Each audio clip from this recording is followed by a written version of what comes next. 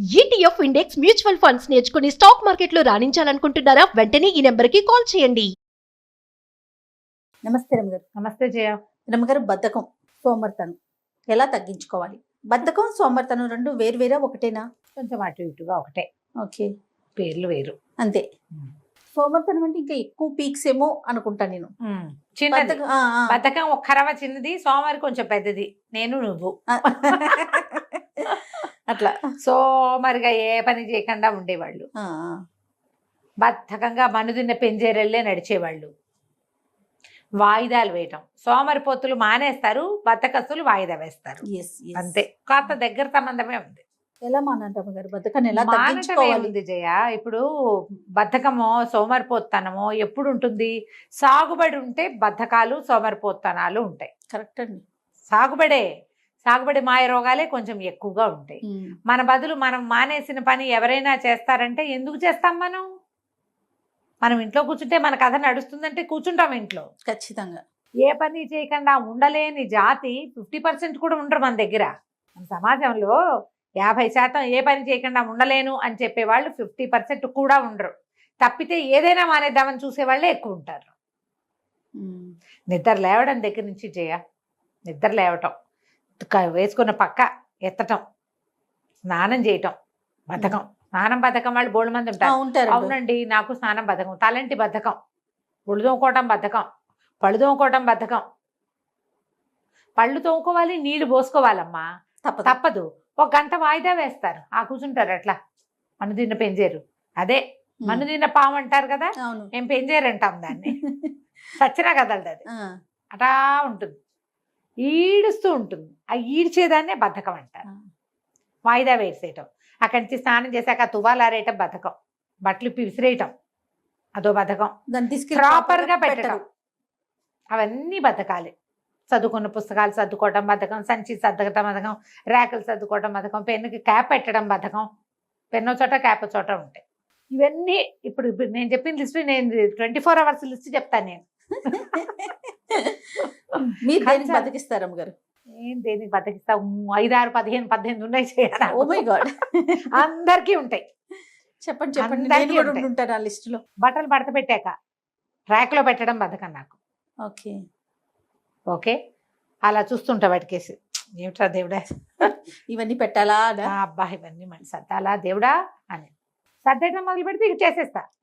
ఆ మొదలు పెట్టడానికి ఉంది చూసావా, మధ్యాహ్నం, సాయంత్రం, రేపొద్దున, ఎల్లుండి పొద్దున అలా వెళ్ళిపోతుంటుంది వెనక్కి.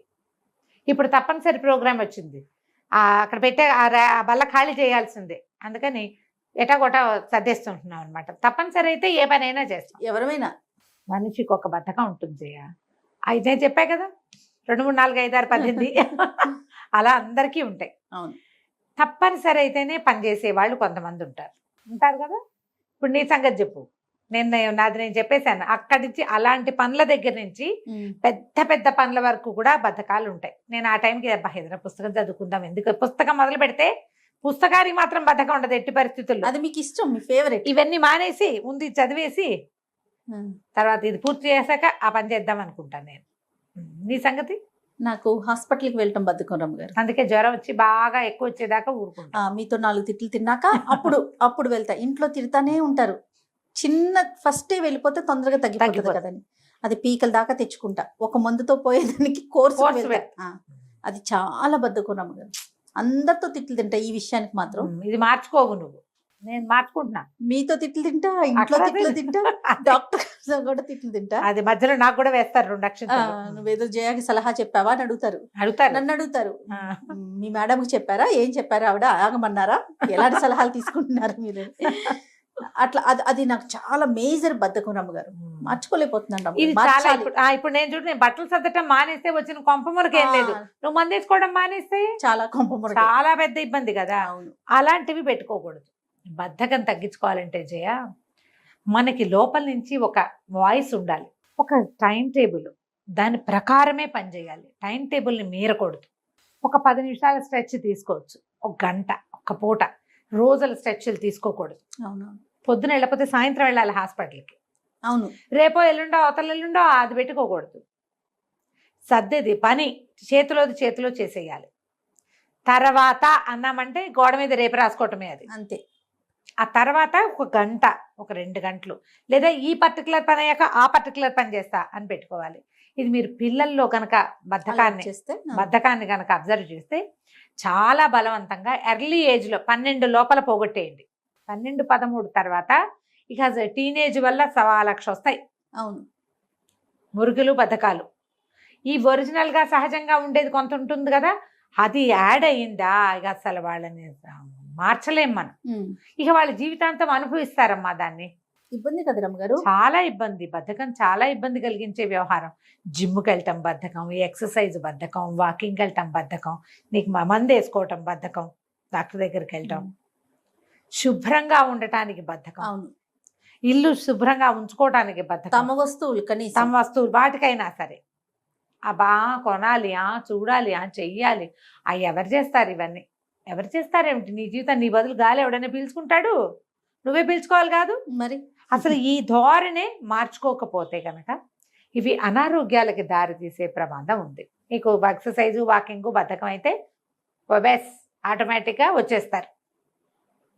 మందు వేసుకోవడానికి బద్ధకం అయితే సమస్యల వలయంలో చిక్కుకుంటారు బాగా.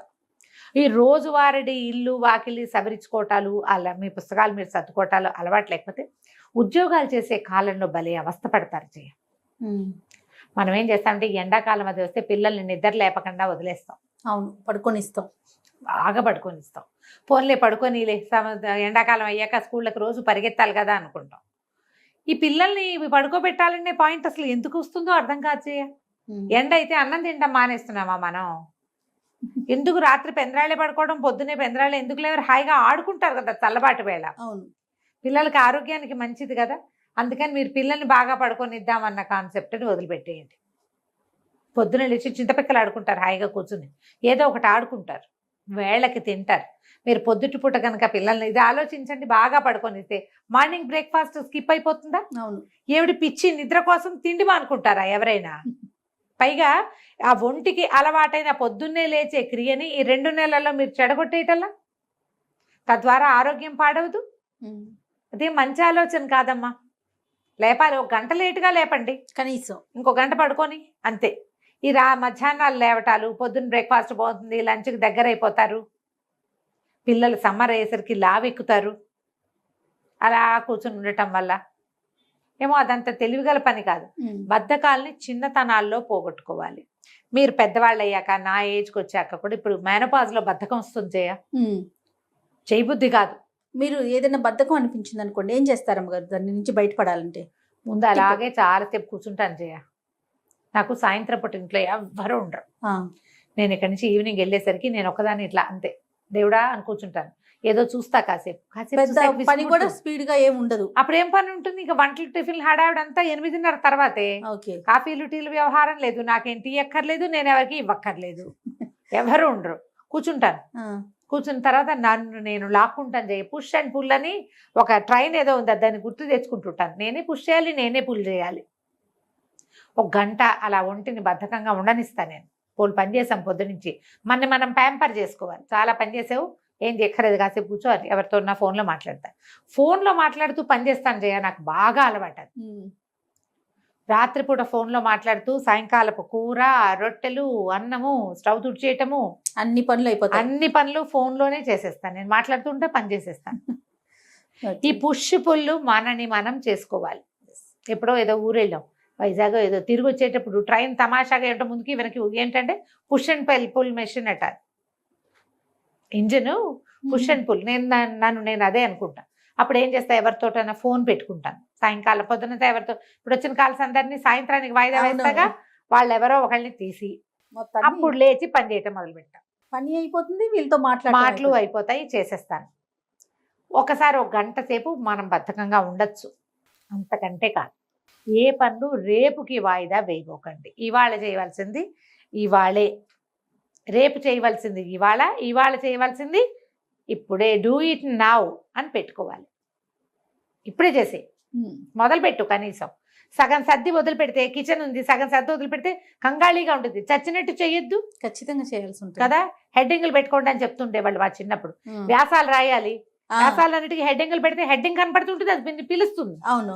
అందుకని పని మీరు చేయలేను, ఇప్పుడు నా వల్ల కాదు అవన్నీ ఎవరు చేస్తాడు అనిపిస్తే స్టార్ట్ చేసి వదిలేయండి, అదే మిమ్మల్ని పిలుస్తూ ఉంటుంది. బద్ధకం పోగొట్టుకోవడానికి ఇది ఒక మంచి మెథడ్. సగం చేసి వదిలిపెడితే ఎట్లా? మినపప్పు నానబోసేసాం, దాన్ని రుబ్బద్దు, ఖచ్చితంగా రుబ్బాలి. ఆ రుబ్బిన తర్వాత ఒక 2-3 గంటల లోపల పెట్టద్దు, ఈ పనులు చేయాల్సిందేగా. మొదలు పెట్టండి. కనీసం మొదలు పెట్టడానికి బద్ధకం అయితే నేను చెప్పాక పుష్ అండ్ పుల్. మీరు కూడా ఏదైనా ఒక ప్రచోదనం, ఒక టీ కాఫీ తాగటం, వేడివేడిగా ఏదైనా తాగటం, చల్లగా తాగాలని పెడితే చక్క చిక్కటి మజ్జిగ చేసుకుని కాస్త పుదీనావో కొత్తిమీర కరివేపాకో పడేసుకుని హాయిగా తాగని, ఉత్సాహం వచ్చేలాంటిది ఏదైనా తీసుకోండి. తింటే బాగుంటుంది అనుకుంటే ఓ చాక్లెట్, ఓ చిన్న స్వీటు, ఓ కరకరా నవిలే క్యారెట్ ఏదైనా తిని ఉత్సాహం తెచ్చుకోండి. జనరల్ బద్ధకాలకి జయ అంటే చిన్నపిల్లల్లో బద్ధకాలకి ఒళ్ళొంగంతనమే అనుకో. కొంచెం మనలాగా కాస్త పెద్దవాళ్ళు అయ్యాక బద్ధకానికి శరీరం ఏదో కోరుకుంటోందని అర్థం చేయాలి. దానికి స్వీట్ షుగర్స్ కావాలా, సాల్ట్స్ కావాలా, ఏదైనా స్టిమ్యులెంట్ లాంటిది కావాలా, మీ శరీరాన్ని మీరు అబ్జర్వ్ చేసుకోండి. వేడిగా నాకు కాస్త కరివేపాకు నీళ్లు, చారు అలాంటి వాసనలు చూస్తే ఉత్సాహం వస్తుంది, పనిచేస్తాను నేను. మిమ్మల్ని మీరు వినండి. శరీరం నిస్త్రాణగా ఉందా, ఏం కోరుకుంటుంది? బయటికి వెళ్ళాలా, బయటికి వెళ్ళిపోవాలనిపిస్తుంది, ఇంట్లో ఉండబుద్ది అట్లా కాసేపు రోడ్డు మీద పోయి నడిచిరండి. నేను అప్పుడప్పుడు అమీర్పేట వెళ్ళిపోతున్నాను జయ, ఇవాళ రేపు ఒకళ్ళు మనిషి తోడు లేకుండా వెళ్ళలేని స్థితిలోకి వచ్చేసా ఆల్రెడీ నేను. ఈ పుష్టు పుల్లు చేసుకుని ఇచ్చి ఏమిటి ఇంత చవటతనం వచ్చింది, ఊరందరికీ షాపింగ్ చేసేదాన్ని నేను ఇలా కూర్చున్నానండి. ఏదో ఒక గుడికో గోపురానికో ఠగీమని లేచి వెళ్ళిపోవటం, ఓ ఆటో పిలుచుకోవటం, ఎక్కేసి వెళ్ళిపోవటం, ఓ 2 గంటలు తిరిగి వస్తా. ఏం కొన్ను పెన్ను ఏం లేదు, ఒక 200-300 ఖర్చు పెడతా హార్లీ. ఓ గుళ్ళోకి, ఓ షాప్లోకి ఏమైనా మల్లెపూలు కొనుక్కుని, ఓ మామిడి పళ్ళు వస్తున్నాయి కదా, 1-2 పళ్ళు కొనుక్కుంటే అమ్మయ్య ఈ పూటకి ఆ విసుగు మొనాటని పోయిందని అది పోతుంది. ఇలా ఏదైనా ఒకటి పెట్టుకోండి మీకు మీరు. కాఫీ తాగితే బాగుంటుందంటే రోజస్తమానం కాఫీలు తాగారు, అంత తాగకూడదు. బద్ధకంగా ఉన్నప్పుడు, ఏమీ చేయబుద్ధి కానప్పుడు మాత్రమే. పైగా కాఫీ కూడా కాదు, చిన్నది, 1 సిప్పు 2 సిప్పులు హాట్గా అంతే. మీరు వేడి నీళ్ళు తాగొచ్చు, కాఫీ టీ తాగొచ్చు, హార్లిక్స్ తాగొచ్చు, బూస్ట్ లాంటివి ఏమైనా తాగొచ్చు. హాట్ చాక్లెట్ ఒకటి చాలా బాగుంటుంది. చాక్లెట్ పౌడర్ తెచ్చి పెట్టుకోండి. చాకో పౌడర్స్ దొరుకుతున్నాయి కదా, కోకో పౌడర్స్ దొరుకుతాయి. వేడి వేడి నీళ్ళల్లో వేసుకుని ఒక చిటికెడు షుగర్ వేసుకుని, షుగర్ వేయకపోయినా కూడా చాక్లెట్ లోపలికి వెళ్తుంటే చాలా హాయిగా ఉంటుంది, ఉత్సాహం వస్తుంది. ఇది కూడా వన్స్ ఇన్ ఏ వైలే, రోజు కాదు. ముందు అసలు మన బద్ధకాన్ని మనం గుర్తించాలి ఏమిటి మన సంగతి అని. శరీరాన్ని వినండి, దాన్ని బట్టి బద్ధకానికి అడ్డుకట్ట వేయండి. తప్పకుండా. నమస్తే. నమస్తే. సుమన్ టీవీలో మీ పర్సనల్ అండ్ బిజినెస్ ప్రమోషన్స్ కోసం కింది నెంబర్కి కాంటాక్ట్ చేయండి.